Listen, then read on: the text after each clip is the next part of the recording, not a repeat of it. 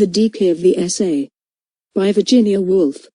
Adeline Virginia Woolf was an English writer, considered one of the most important modernist 20th century authors, and also a pioneer in the use of stream of consciousness as a narrative device. In The Decay of the Essay, published in 1905, Woolf discusses the personal essay, a contrivance that has arisen in a world besotted with education, drowning in printed matter, and privileged with the tools of writing so readily and cheaply available. We indulge our egos by displaying our personal peculiarities, our opinions, for the entertainment or enlightenment of others. It is a nifty and clever personal essay about the limitations and ironical charms of the personal essay. The decay of essay writing. The spread of education and the necessity which haunts us to impart what we have acquired have led, and will lead still further, to some startling results. We read of the overburdened British Museum. How even its appetite for printed matter flags, and the monster pleads that it can swallow no more. This public crisis has long been familiar in private houses. One member of the household is almost officially deputed to stand at the hall door with flaming sword and do battle with the invading armies. Tracts, pamphlets, advertisements, gratuitous copies of magazines, and the literary productions of friends come by post, by van, by messenger, come at all hours of the day and fall into the night, so that the morning breakfast table is fairly snowed up with them. This age has painted itself more faithfully than any other in the myriad of clever and conscientious though not supremely great works of fiction. It has tried seriously to liven the faded colors of bygone ages. It has delved industriously with spade and axe in the rubbish heaps and ruins. And, so far, we can only applaud our use of pen and ink. But if you have a monster like the British public to feed, you will try to tickle its stale palate in new ways. Fresh and amusing shapes must be given to the old commodities. For we really have nothing so new to say that it will not fit into one of the familiar forms. So we confine ourselves to no one literary medium. We try to be new by being old. We revive mystery plays and affect an archaic accent. We deck ourselves in the fine raiment of an embroidered style. We cast off all clothing and disport ourselves nakedly. In short, there is no end to our devices, and at this very moment probably some ingenious youth is concocting a fresh one which, be it ever so new, will grow stale in its turn. If there are thus an infinite variety of fashions in the external shapes of our wares, there are a certain number, naturally not so many, of wares that are new in substance and in form which we have either invented or very much developed. Perhaps the most significant of these literary inventions is the invention of the personal essay.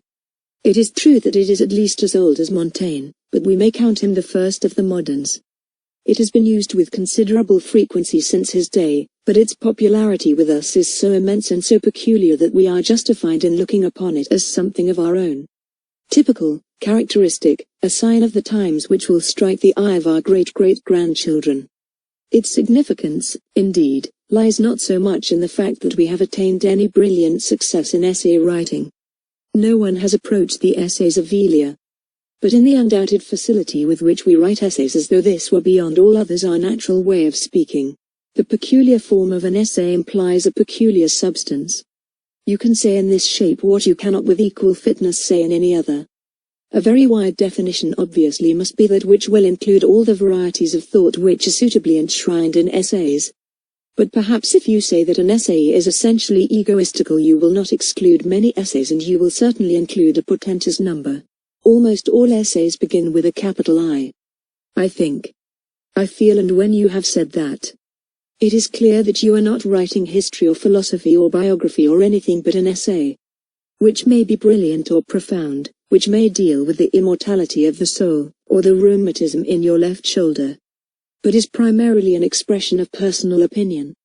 The very great of old, Homer and Aeschylus, could dispense with a pen. They were not inspired by sheets of paper and gallons of ink. No fear that their harmonies, passed from lip to lip, should lose their cadence and die. But our essayists write because the gift of writing has been bestowed on them. Had they lacked writing masters, we should have lacked essayists. We are not, there is, alas, no need to prove it, more subject to ideas than our ancestors. We are not, I hope, in the main more egoistical, but there is one thing in which we are more highly skilled than they are, and that is in manual dexterity with the pen. There can be no doubt that it is to the art of penmanship that we owe our present literature of essays. The very great of old, Homer and Aeschylus, could dispense with a pen. They were not inspired by sheets of paper and gallons of ink. No fear that their harmonies, passed from lip to lip, should lose their cadence and die. But our essayists write because the gift of writing has been bestowed on them. Had they lacked writing masters, we should have lacked essayists. There are, of course, certain distinguished people who use this medium from genuine inspiration because it best embodies the soul of their thought. But, on the other hand, there is a very large number who make the fatal pause, and the mechanical act of writing is allowed to set the brain in motion, which should only be accessible to a higher inspiration. The essay, then, owes its popularity to the fact that its proper use is to express one's personal peculiarities, so that under the decent veil of print one can indulge one's egoism to the full. You need know nothing of music, art, or literature to have a certain interest in their productions, and the great burden of modern criticism is simply the expression of such individual likes and dislikes. The amiable garrulity of the tea table, cast into the form of essays. If men and women must write, let them leave the great mysteries of art and literature unassailed, if they told us frankly not of the books that we can all read and the pictures which hang for us all to see, but of that single book to which they alone have the key, and of that solitary picture whose face is shrouded to all but one gaze. If they would write of themselves, such writing would have its own permanent value. Of the multitude of autobiographies that are written, one or two alone are what they pretend to be. Confronted with the terrible spectre of themselves, the bravest are inclined to run away or shade their eyes. And thus, instead of the honest truth which we should all respect, we are given timid side glances in the shape of essays, which, for the most part, fail in the cardinal virtue of sincerity. The simple words "I was born" have somehow a charm beside which all the splendors of romance and fairy tale turn to moonshine and tinsel. But though it seems thus easy enough to write of oneself, it is, as we know, a feat but seldom accomplished. Of the multitude of autobiographies that are written, one or two alone are what they pretend to be. Confronted with the terrible spectre of themselves, the bravest are inclined to run away or shade their eyes. And thus, instead of the honest truth which we should all respect, we are given timid side glances in the shape of essays, which, for the most part, fail in the cardinal virtue of sincerity. And those who do not sacrifice their beliefs to the turn of a phrase or the glitter of paradox think it beneath the dignity of the printed word to say simply what it means. In print they must pretend to an oracular and infallible nature. To say simply "I have a garden, and I will tell you what plants do best in my garden," possibly justifies its egoism, but to say "I have no sons, though I have 6 daughters, all unmarried, but I will tell you how I should have brought up my sons had I had any," is not interesting, cannot be useful, and is a specimen of the amazing and unclothed egoism for which first the art of penmanship and then the invention of essay writing are responsible.